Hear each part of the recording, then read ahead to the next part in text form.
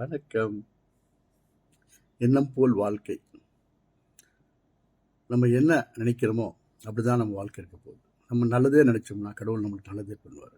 நம்ம கெடுதல் மாத்திரம் நினைக்கவே கூடாது. யாருக்குமே ஆகட்டும், நம்மளுக்கே ஆகட்டும், நம்ம ரிலேட்டிவ்ஸ்க்கு ஆகட்டும், ஃப்ரெண்ட்ஸ்க்கு ஆகட்டும், யாருக்காகவும் நம்ம கெடுதல் நினைக்கக்கூடாது. ஏன்னா அந்த கெடுதல் நம்மளை தான் திரும்பி தாக்குமே ஒழிய அவங்கள தாக்காது. ஃபர்ஸ்ட் அதை புரிஞ்சுக்கணும். பாசிட்டிவ் வைப்ரேஷன்ஸ் தான் நம்மளை வாழ்க்கையில் முன்னுக்கு எடுத்து போகும். அதனால் எது நடந்தாலும், எவ்வளோ சோதனைகள் வந்தாலும், எவ்வளோ கஷ்டங்கள் வந்தாலும், நம்மளுடைய பாதையை கஷ்டத்துக்காக நம்ம ஷார்ட்கட்டாவோ அல்லது ஒருத்தங்களை மிதித்து, ஒருத்தங்களை எதிர்த்து, ஒருத்தங்களோட வாழ்க்கையை அழித்து நம்ம வாழ்ந்தோம் அப்படின்னா அது கடைசியில் நம்மளையே திரும்பி அடிக்கும். அதுதான் கர்மா. நம்ம என்ன நினைக்கிறோமோ அது நம்ம நல்லதே இருக்கும். அதனால் நம்மளால் முடிஞ்சால் ஒருத்தங்க ஹெல்ப் பண்ணலாம், நம்மளால் முடிஞ்சால் ஒருத்தங்க நல்லா வச்சுக்கலாம். நம்மளால் முடியலையா நம்மளுக்கு அவங்களுக்கு கெடுதி பண்ண வேண்டாம். அதுதான் வாழ்க்கையோட தத்துவமே. ஏன்னா அவங்கவுங்க வாழ்க்கை பாதையில் இருக்கும்போது, அவங்கவுங்க ஜெர்னி, லைஃப் ஜெர்னி இருக்கும்போது கடவுள் என்ன நினைச்சிருக்காரோ, கடவுள் என்ன எந்த ஒரு காரணத்துக்காக படைச்சிருக்காரோ அதுதான் நடக்க போகுது. மனுஷனால் எதுவுமே நடக்க முடியாதுல்ல. நம்ம என்னதான் பிளான் பண்ணாலும் மேலே ஒருத்தர் இருக்கான்.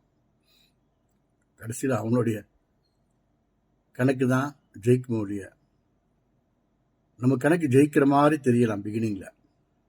நம்ம முயற்சி பண்ணணும். அதுக்காக முயற்சி பண்ணாமல் இருக்குன்னு சொல்லலாம். முயற்சி பண்ணணும்.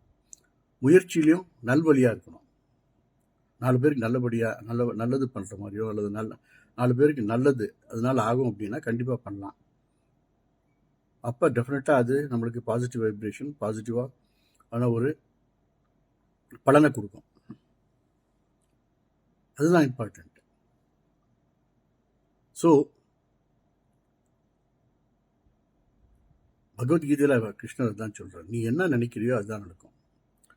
உன் கடமையை செய், பலனை எதிர்பாராது.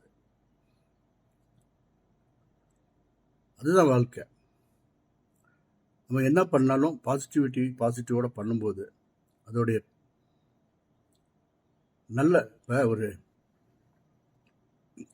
நல்ல ஒரு விதையை போட்டோம்னா அது செடியாகி, அது மரமாகி நம்மளுக்கு நல்ல பழத்தை கொடுக்குது. ஒரு மாங்காய் மரமோ, ஒரு ஆப்பிளோ, எந்த ஒரு ஃப்ரூட்ஸோ கொடுத்தாலும் அதே ஒரு பார்த்தீனியம் சீடை நம்ம விதைக்கவே வேண்டியதில்லை. பார்த்தீனியம் சீட் எங்கேயுமே விளைக்கிறது இல்லை. சும்மா இருந்தால் இப்போ சும்மா காட்டிலே பார்த்தீனியம் விளைஞ்சிரும். அதுதான் நம்ம வாழ்க்கை. நம்ம எண்ணங்கள்லாம் நம்மளை வாழ வைக்கிறது. நம்ம நல்ல எண்ணங்கள் நம்மளை ஒரு நல்ல வழியாக காட்டும், நல்ல வழியில் போகும். அதே ஒரு பார்த்தீனியம் மாதிரி ஒரு சீடோ அல்லது ஒரு கெட்ட எண்ணமோ ஒரு கெட்ட செயலோ நம்ம செய்யும்போது அதோடைய பலனை நம்ம அனுபவிச்சு தான் ஆகும். கஷ்டங்கள் வரும், துன்பங்கள் வரும், சோதனைகள் வரும். அது எல்லாமே நம்மளுக்கு ஒரு படிப்பினை.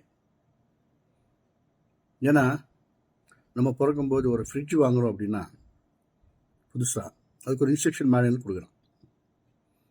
ஆனால் நம்ம பிறக்கும்போது நம்மளுக்கே ஆகட்டும், நம்ம பார்ட்னருக்கே ஆகட்டும், நம்ம அப்பா அம்மாவுக்கே ஆகட்டும், ஒரு இன்ஸ்ட்ரக்ஷன் மேனுவலோட நம்ம பிறக்கல. இந்த வயசில் இது இதை பண்ணணும், இப்படி பண்ணினா இப்படி வாழ்க்கையில் இருப்பேன், இந்த வயசில் நீ இதுதான் முடிக்கணும்னு நம்மளுக்கு இல்லை. ஏன்னா நம்ம வாழ்க்கையை நம்ம தான் நிர்ணயிக்கிறோம்.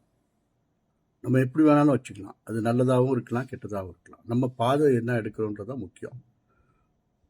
ஸோ நம்ம நல்லது நினச்சி நல்லது பண்ணும்போது கண்டிப்பாக அதோட பலன் நல்லதாகவே முடியும் அப்படின்னு நம்பிக்கையை வச்சுக்கிட்டோம்னா எந்த ஒரு சோதனை வந்தாலும், எந்த ஒரு பாதிப்பு வந்தாலும், எந்த ஒரு கஷ்டங்கள் வந்தாலும் நம்ம அதை பார்த்து பயப்பட மாட்டோம்.